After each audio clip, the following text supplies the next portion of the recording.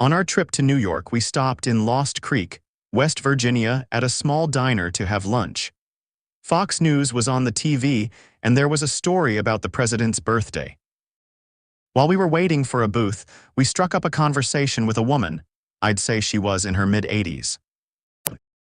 I was a close friend of the Trump family when I was younger, and just lived down the street from them at Midland Parkway in Queens, New York.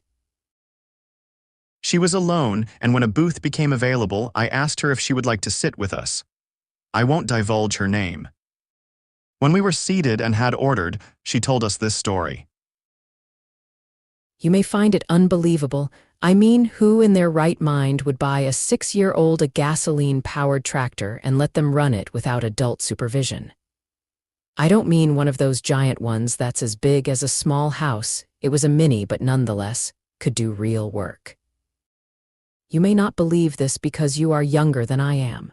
When we were children, parents didn't baby coddle their kids like they do nowadays. That's why our generation is generally much more self-reliant and can do most things better than the generations that followed us. In particular, Generation Y, the millennials. For Donald Trump's 6th birthday, his father Fred gifted him a mini gas-powered tractor because he wanted him to be appreciative of the blue-collar workers working for him. She took an old, tattered photo from her purse. I asked if I could take a photo of it. At that time, Fred Trump had several houses under construction on the street where they lived. Little Donald started plowing everything like crazy.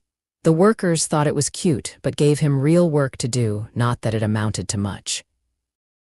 Early one morning, Fred walked into his backyard, which was adjoined to one of the lots being cleared, and was furious to find that several of this prized cherry trees had been cleared out.